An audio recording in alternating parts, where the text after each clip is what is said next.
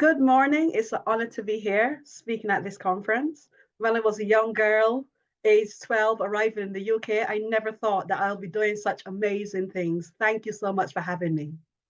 I would like you to imagine a world where every individual, regardless of their background, has the opportunity to contribute to their community.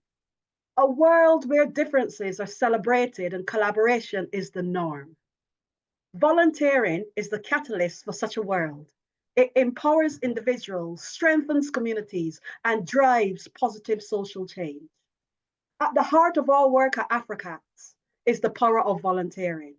As a CEO and founder who started as a volunteer myself, I've seen firsthand the transformative impact it can have. Over 80% of our team members began their journey with us as volunteers, demonstrating the power of this approach to attract and retain passionate individuals who align with our values. Today, I'll delve into the ways volunteering, diverse teams, training, and partnerships shape our vision to dismantle inequality. Next slide, please. And the next slide. Afrocats, an award-winning charity based in Manchester, was born out of my own migration story and the profound impact of community support. Volunteers played a crucial role in my journey, inspiring me to give back.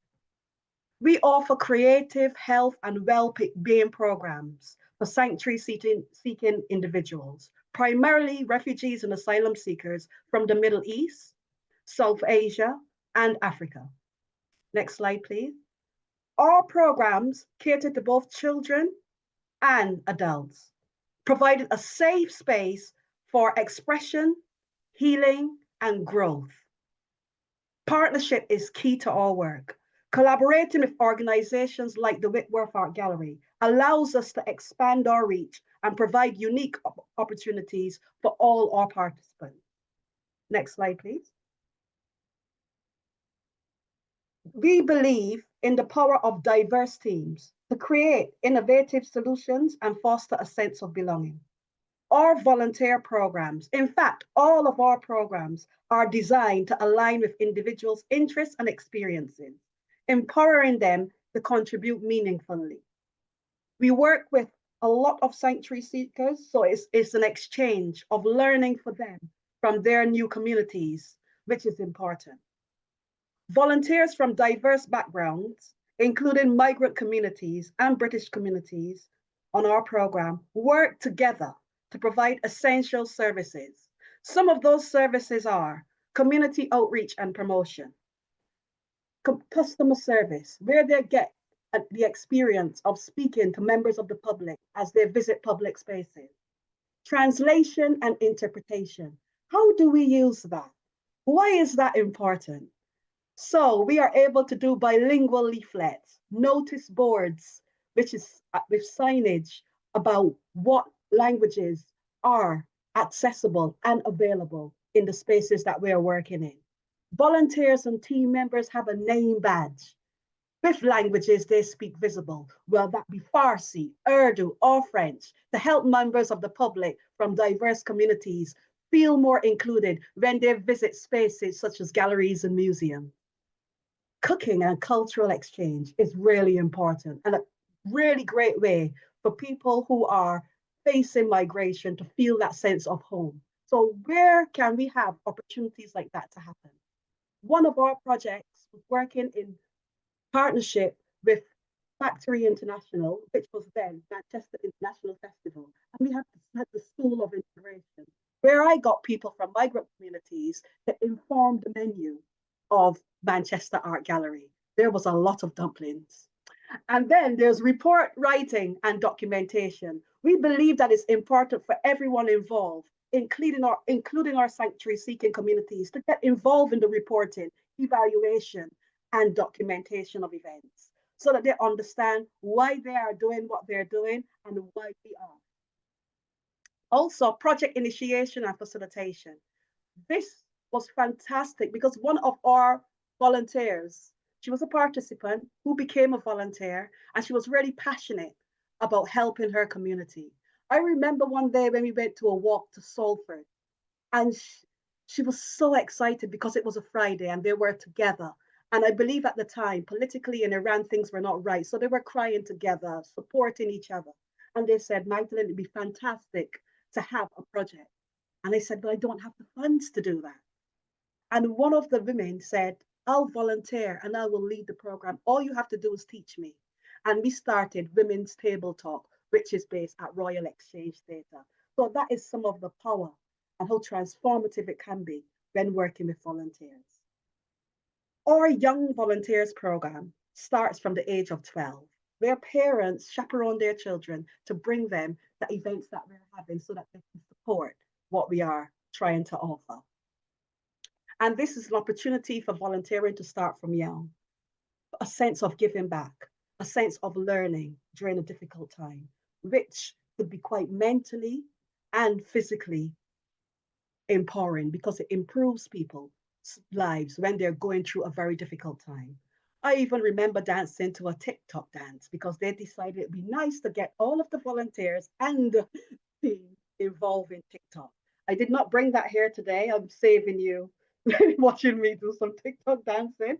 They also conduct interviews. What is better than young people interviewing other young people or helping with creative facilitation? They helped at Whitworth Art Gallery at the very first time that we had a collaboration. Young people helped me with that dance facilitation, which was very empowering to those younger audiences that came into the space who also want to follow suit. Next slide, please. So these are my 4 pillars. I believe that every time that we are doing something together with volunteers in the community, we are building a foundation. So volunteering can be challenging, not only for organizations, but volunteers as well. Due to time constraints, resource limitations, cultural barriers, all of these things can hinder progress. However, with the right support and guidance, organizations that have volunteers can overcome these obstacles and achieve remarkable results. Some of the ones that I've mentioned earlier. Always remembering a flexible approach is important. With our work, we look at the volunteers and find out what is possible. Have they got children at school? If they do, what are the volunteering opportunities that's available? Is there anything that we can adapt? This underpinned by support systems. We know it's an ever-changing world of time, of stress. There's so much out there. So training is important. What training is needed? What time? How much time is needed for training? But also something that I think is missing is that reflection. When are we going to reflect on that training? How do we provide emotional support to staff, volunteers, and the creative team? If a volunteer comes in for 1 or 2 sessions, do we maintain contact with that volunteer? If so, how do we do that? Do we invite them to exhibitions? Do we invite them to other workshops that's happening? Also, we have a clinical psychologist that we offer to volunteers and also to our creative team and staff. We always feel that there's a lot to offload. With neurodiversity, gender, race, age, sexuality, and societal changes such as the cost of living crisis, we need to ensure that the people that we are working with are supported. And this support is underpinned at the knowledge of what we receive from the stakeholders. What do we hear from our volunteers, our team, our creative team? What are they telling us? And if we cannot do those things ourselves, it's important to partner with an organization who can bridge that gap, who can maintain contact with participants, with some of our volunteers, with our team, so that we can work and we can do that in a consultation way, where biases and assumptions can be addressed to create an accountable way of working. Bearing in mind that volunteers or current team members from our particular group, we need to consult with them, working together so that we can reduce pushback and promote inclusivity. Alongside that, what about the artists? What about the people that we're bringing into these spaces? So we support emerging artists. We've been fortunate enough to get an Arts Council England award to extend on this. So we make sure that artists that we are working with, they may have been working for many years, but are still new to working with exhibitions. So how does galleries collaborate with local artists? How can we make sure that they know how to interact with our work and then share that with others that's visiting the space?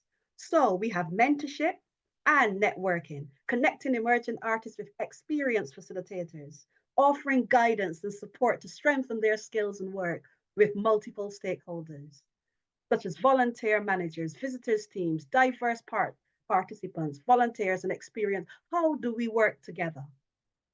An artist development program is something that we're currently working on, which has been tremendous and has seen a lot of growth within our emerging artists. We are able to offer financial assistance with a small bursary, food and travel to help. Partnership work. Partnership work is so important. We need to be great communicators, mutual trust, learning, reflection, and active listening. These are all the things that we employ in our partnership when working in collaboration with Whitworth Art Gallery and others. So we provide diverse project teams, volunteers and artists. We deliver training on how we can work and the people we work with. We attend team meetings with Whitworth Art Gallery. We visit their organizational team meetings so they know who we are and we know who they are as well. Whitworth's commitment to this work by becoming a gallery of sanctuary. We shared t-shirts at the very first collaboration, which was an amalgamation of both of our designs.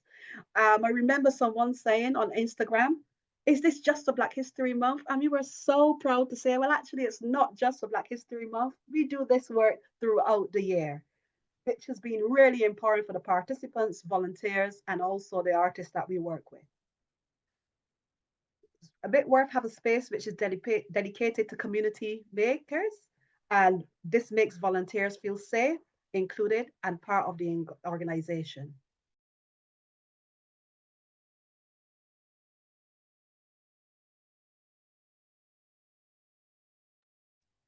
You've muted yourself, Magdalen.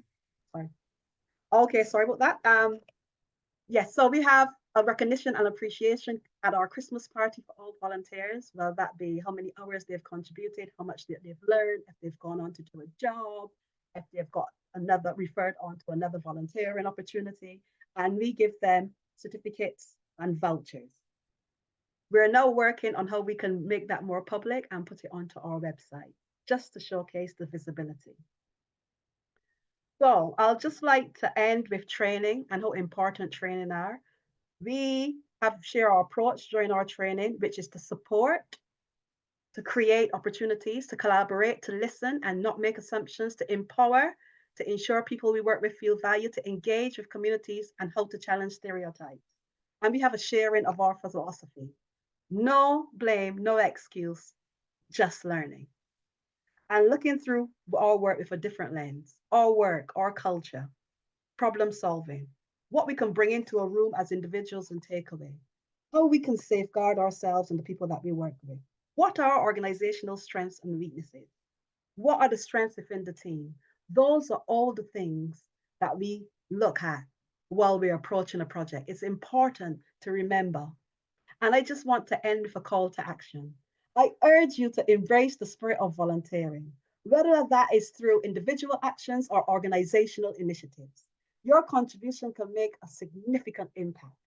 Start by identifying your passions and skills and seek out opportunities to volunteer in your community. It is so important. Let's work together to build a more compassionate and just world, one volunteer at a time. By volunteering, we not only help others, but also enrich our own lives. Thank you so much. And thank you for having me this morning. I'll pass back to you.